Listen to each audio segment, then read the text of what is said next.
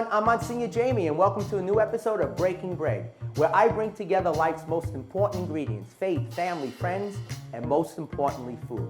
And today's guest is someone I think that's no stranger to breaking bread, no stranger to the net, no stranger to our diocese, Msgr David L. Cassato.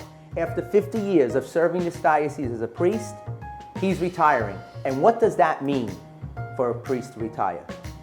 Don't go away, and we'll tell you all about it.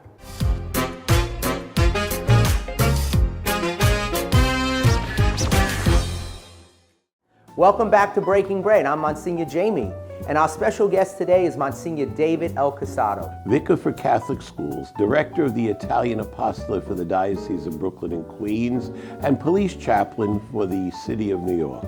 I am the Pastor Emeritus of St. Athanasius St. Dominic's Parish in Bensonhurst, Brooklyn. Monsignor, you're going to cook today? I'm going to be your assistant? Never going to happen. You know who's the boss. Amen. He's no stranger to us. Monsignor, welcome. Oh, Msgr Jamie, what are you cooking today? I got a lot of stories to tell about Msgr Jamie when he was a kid. First of all, this is my show and not your show. I know it okay? is. I know so it is. I But talk, I want to you tell you listen. something. I want to tell you something. I'm very eager to see what we're going to eat. Okay, we're going to prepare something, but first, I'd like to know about you. How does it feel, and what does it mean for a priest to retire? You know me, I never retire. The way they're going to carry me out, that's the way it's going to be, that way. It's different. It's different. But I got to tell you, the relaxation in the morning when I get up, because when I used to get up when I was pastor, all you had to do was come downstairs and somebody would say, oh, this doesn't work, or that's not good, or you said this, or you did that. This is broken. That's broken. Now, get up in the morning, I come down, have coffee, have a piece of toast, and relax. I relax and say my prayers. I spend more time in prayer than I ever did. It's good. It's good stuff. A little bit you miss here and there, but it's fun. 50 years is a long time. It certainly is. Can you imagine? You're just 50 now. How old are you? No, I'm 51. Oh, 51. I became a priest. You were 1 year old. Yes. But anyway. I think I baptized you. Yeah, I think so. I think you did. But many people think you're my father anyway when I go to a store. Anyway, tell me this. Can you imagine I go to the store and they say, are you with your son? Yes, my son. Listen, tell me, 50 years. I mean, a priest really doesn't retire. We never retire from being a priest. How can you retire? Yeah. You're still going to celebrate Mass. I love saying Mass. I love preaching. I love baptizing. I love doing weddings, all that stuff. It's really a very joyful life. There's days, like everybody has days, but I've had a very joyful 50 years. I have, as I said 100 times, people say, you regret? I have no regrets. I have no regrets. A couple of bad days, but no regrets. And retirement is just looking forward to something different. I'm still the Vicar for Catholic Schools. I'm still the Director of the Italian Apostolate. I'm still the Police Chaplain for the City of New York. Fire chaplain? No, you are the fire chaplain. Do you realize? I know. I'm a deputy chief. I'm an assistant chief. Okay. I'm higher ranked than you. Come on. What are we cooking Now, so here? tell me this. You look forward to retirement? You look I don't forward think to you the look slower pace? I don't think you look forward to it. I think you have to adjust to it. Bishop DiMarzio gave me a book about retirement. It's called Strength from Strength. You know, the idea of what do you do in retirement? It's a little bit of a step back. I think, right now I'm okay. I'm sure there's going to be days I say, I feel a little lost, but one day at a time. How did the people react to you? Well, it was a very sad moment. I left Our Lady Mount Carmel in 2001, and I was at St. Athanasius, St. Dominic's for 21 years almost. November would have been 21 years. Right. It was a very long run. You did a lot of things. The school, there's a tremendously beautiful school at St. A's. Has over 400 kids. Well, 375. 375, and we're very strong, and it's a very mixed community. It's a wonderful place. And the parish of St. Athanasius, St. Dominic's, it's probably the largest parish in Brooklyn, in Kings County. Between the two churches, there's got to be, before the pandemic, there was 3,000 people. On Sunday. Spanish, Italian, English, yeah. Now, is it true that before you left, they they renamed the school? Well, they called They added your name on They added a name, the Msgr David Cassato school at St. Athanasius Catholic Academy. How did that make you feel? I got very emotional. I got very emotional. It was a surprise. You had no idea. They really fooled me on that. They really did. I'm not, usually I'm pretty on to things, but they really got me. They got me good. And I was shocked. I was surprised. I was happy. I cried. I laughed. It was a wonderful experience. I tell you, I was there for a lot of your celebrations, but the school assembly that the kids put on really was very touching and moving. The school children of St. Athanasius Catholic Academy put on one of the most spectacular shows I've ever seen in a school. Every class got up and did entertainment, from the littlest in pre-K to the biggest in the 8th grade, and they touched my heart. They touched my heart with their love and their affection, and it made me, again, cry. It made me happy. It was a beautiful experience. I think someone described it like I was like a grandfather watching over my children and seeing my children grow. It was a very beautiful Well, you've experience. done a great job, first of all, with Catholic education as the vicar. You're going to stay on. Last year, as we know, we increased our enrollment by 1,000 students. After losing 1,000 every year, we reversed that. But I mean, you've always been dedicated. I remember from my days when I was at St. Rita's in St. Patrick's in Long Island City, you came as a new priest. You were always involved in the school, and then you reopened the school at Our Lady of Mount Carmel, and then at St. Athanasius. But really, you could see after those kids perform, first, what Catholic school does, how we not only teach them academics, but we really form the whole child, and they're just loving children, and Catholic education does just that. Catholic education, elementary schools in our diocese and high schools are a hidden gem. Realizing we have almost 21,000 kids in our Catholic schools, and it's a gem. And our kids are so wonderful. It's just a gift. And I encourage everyone. I mean, we can help with futures. Oh yeah, futures education. And we can help in any way possible to get kids into schools. And I would like to see our numbers go up another 1,000 this year. It gives that foundation that children need in Values. today's world, and that's what's missing. There's a complex world that our children are going into. Well, we're going to talk a little bit more about that. We're going to talk a little bit more about the NYPD and you being the chaplain, a little bit more about the Italian pasta in a few minutes. And we'll Are be you going right to back. cook? I'm What are you going to cook in between. I mean, let's I'm cook. going to cook a chicken rollatine alla Monsignore. This is my recipe. Alla Monsignore? Yeah. This Monsignore. Questo Monsignore? I make it, you eat it. God. Don't go away. We'll Look get at a little this. bit more with Monsignor Cassato, talking about what it means to be a priest for 50 years and also what it means to be retired. Also, we'll be preparing one of my favorite dishes that I created myself, chicken rollatini alla Monsignore. Don't go away.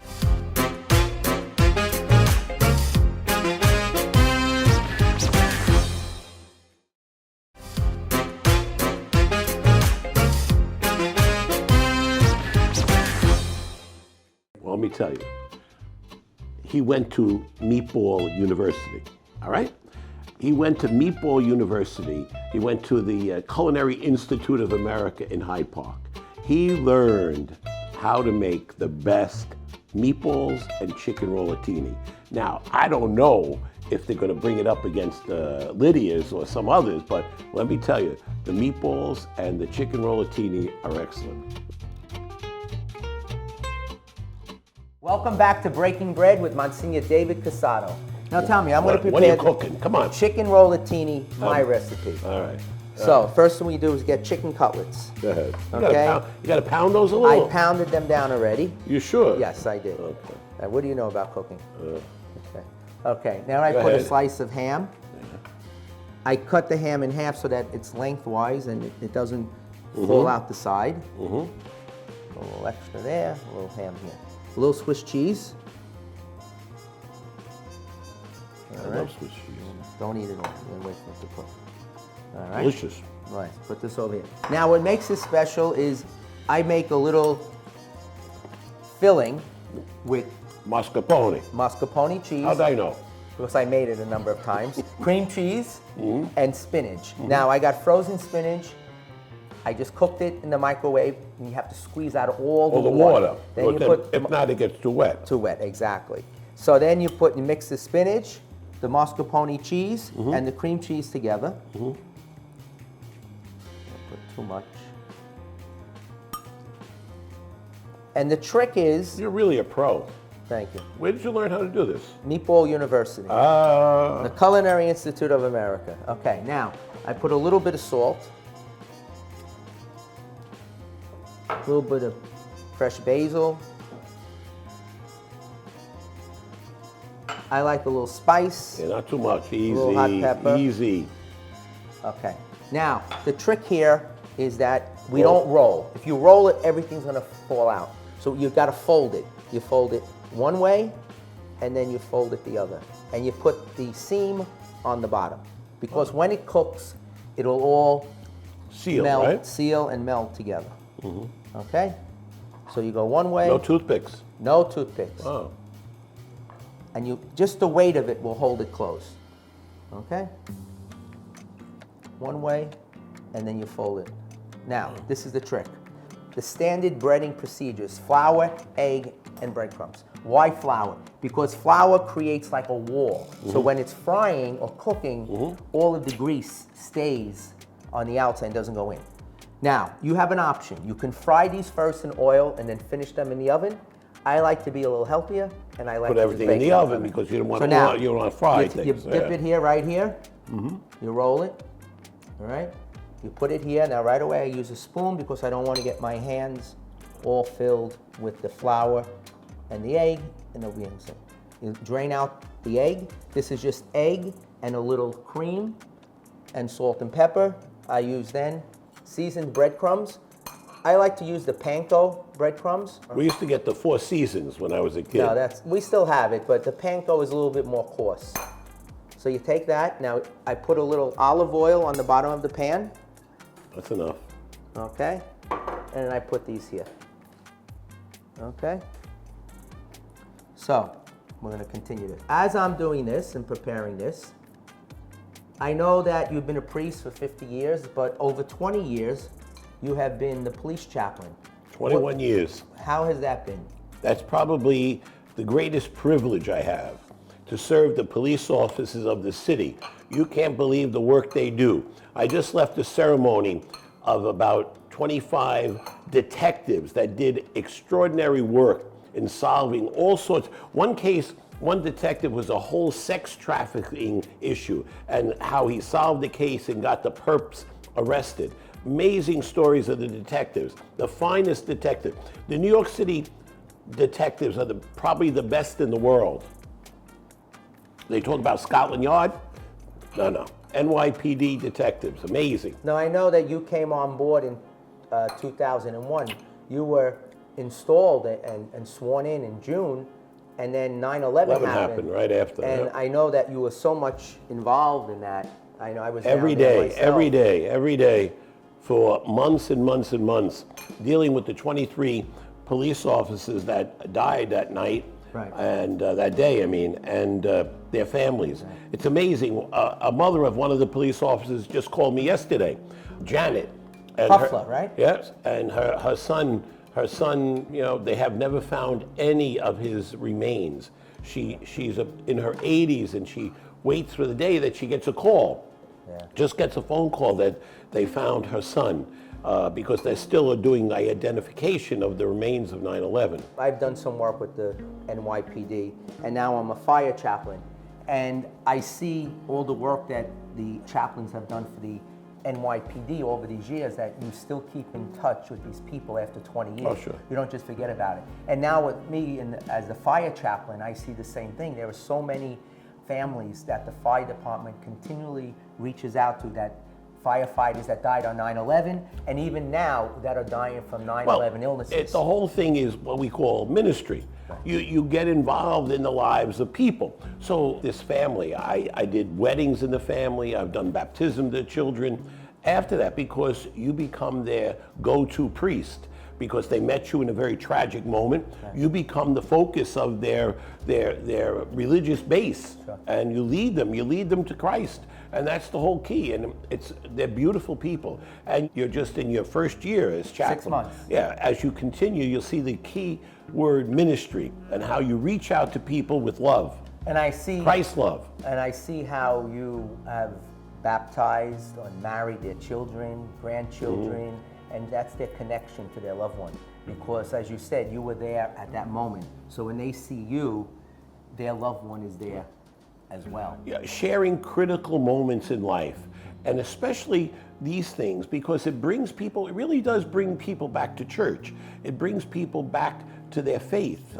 Those critical moments, if you stand there and all you offer, I don't remember saying anything, I was just there. I was just present with those people. And the ministry of presence is key. Right. Now I know the police work you do, as we know, you're vicar for schools, you've done a great job over the last just 2 years you've been doing it. And also, could you imagine, they made me vicar for schools, I was 73 years old. I'm an old man. Well, I guess there was no one left. I guess I was the last man standing. I know also you're head of the Italian apostolate too, in the diocese. You try to, to minister to the Italians in the diocese, and now we're here, you're retiring, you're living here at Our Lady of Mount Carmel after being away for 21 years. You've seen how the neighborhood has changed. Many of the Italians have moved out, but yet the feast keeps everything alive.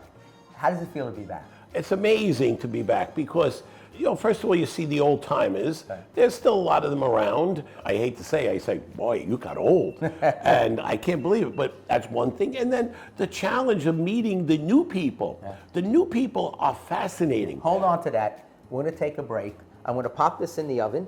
I'm holding. Okay. Open this up. Now what I like to do, as you can see, we breaded them, and I like to spray it with a little olive oil spray on top. That's olive oil spray? Yes. Oh, interesting. And now we're going to pop this in the oven for about, I would say, 35 minutes. That long? Yeah, at 350. Okay. Okay, and we'll take a break and we'll be right back. Don't go away. In a few minutes, we'll be right back with Msgr Cassato, and we'll also be tasting my chicken rollatini. Don't go away. Clean as you go. Clean up a little bit here.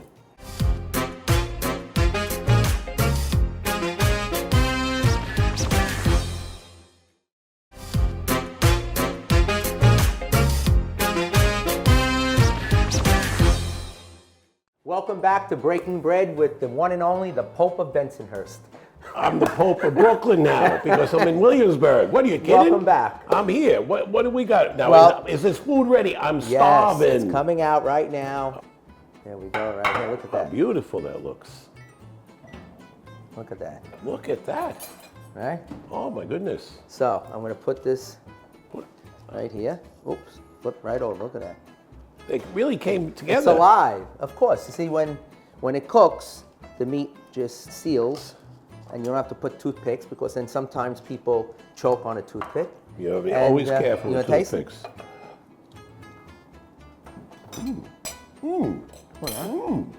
Delicious. It's okay. I mean, I've had better. Yeah, the last time I made it. Making me choke. So, now tell me, you're here back in Williamsburg. You've seen how it has changed. I've been here 5 years.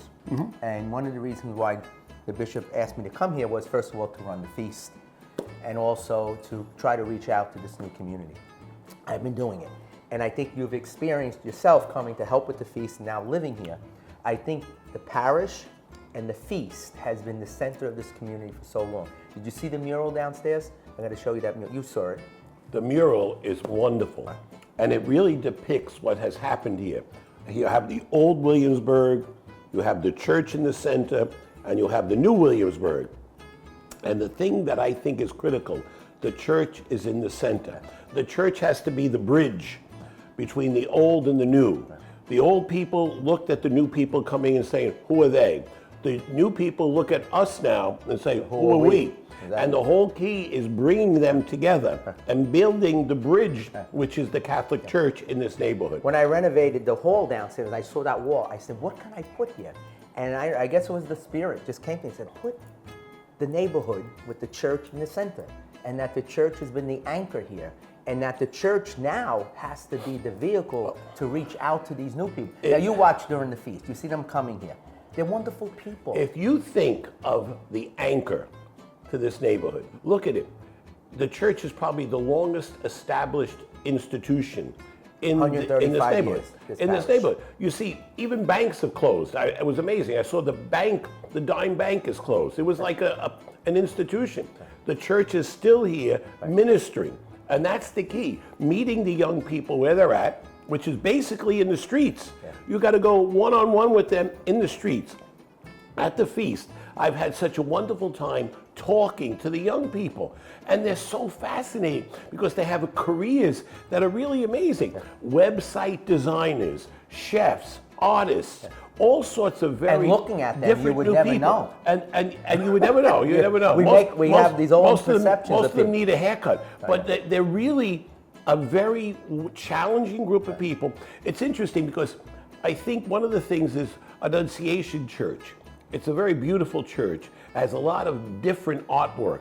Leave those doors open 24/7. I know. Well, it's open during the day. We have to be careful. But now, and when I got here, the church was locked. It was only open on Sunday for 2 hours. Now it's opened every day from 7 in the morning till 4 in the afternoon. The doors are open. I put glass doors so that they can see in. I have a monitor outside. And you'd be surprised how many people walk into that church. You know, just walk. And with the street closed outside, with the square and the chairs, people sit there. And you know, you talk to them a little bit, and it's the only way you really can reach out to them. We have to, it's not like years ago where you open the doors of the church and they all flocked in. Now we have to go out and meet them where they're at, and we have to engage to them. And it's amazing. You walk around, and I see them all. They walk straight in. When I walk from here to Annunciation to go to church, I say, good morning. Good morning. They respond. Oh, they do. They may not say good morning first, but you have to be the first one to say good morning. I was just looking for you at a pizzeria. I figure anywhere there's good food, there's Monsignor. Well, I was having a lunch in a Yes, meeting. I'm always working. I went there looking for you, and there was a little baby there. And I went over and I said, what a beautiful baby. I said, God bless you. And they said, thank you, Father. So, I mean, you know, there is that connection. I guarantee you most of these young people in this neighborhood are Catholics. Guarantee you. I'm sure many of them have been baptized, but then they've fallen away. Yes, fallen away. We have to keep them, bringing them back. And I hope you'll help us do that. I will gladly do that. In your retirement. In my retirement? I'm not retired. I'm not retired. I have known you myself for 50 years when you came as a new priest, and I have seen your ministry over the years and your outreach to people. And the one thing that I really admired in you is that you try to meet everyone where they're at, no matter where they're at. Like Christ, he met people. Who did he eat with? He ate with the sinners. And I know, you've been criticized many times for eating with the sinners, but Christ did that. You remember the commercial from the phone company years ago? Reach out and touch someone. And I think that's the key. Touching people with love, touching them with God, touching them with your faith, and you see how people respond to that. I was very taken back when you celebrated your 50th anniversary, and you had your big celebration, 1,000 people at the El Carib, and people came that you haven't seen in 30, 40, almost 50 years, and them coming to you and saying, you saved my life. And you didn't realize it. We don't realize how many people we touch and encounter as priests. And you have been a testament, you have been a good role model to priests for 50 years, and we pray that God will bless you with good health and continue in your ministry. Thank you. The priesthood is indeed a gift. It is. And it's been a precious gift in my life. I hope you enjoyed this episode of Breaking Bread. I hope you enjoyed being here. I'm sure you'll be back on the show, Monsignor, because you're not going anywhere. Listen to me. I think we're going to be on a lot of shows because I'm going to get my own show. Don't worry. Okay. I'm working on this whole thing to get my own show. The ratings won't be so I great. want to get? Oh, I bet. Thank you, Monsignor, God for bless being you. here, and welcome home. Thank you. I hope you enjoyed this episode of Breaking Bread. The one thing that I have to say that struck me about this show is that you see how Monsignor Cassato served as a priest for 50 years. That's a half a century. And then you think about this parish. This parish has been here for almost 150 years, serving the people. And this parish, believe it or not, had a couple of obstacles. This church was torn down in the late 40s to build the expressway. And they never thought that this church would survive. And it survived. And now we have another obstacle. A lot of people moving out, the neighborhood changed. A lot of people coming in, they're not Catholic. This church will survive, and this church will continue to serve the people. Not just the people who have been here for many years, people with faith, but also the new people. God has given this parish of Our Lady of Mount Carmel a mission. That's why we have the feast. The feast does that. It connects the past to the present to the future. And it's the sign, it's the anchor of God's presence in this neighborhood. And we hope that this church will be here for many years to come. See you next time on Breaking Bread.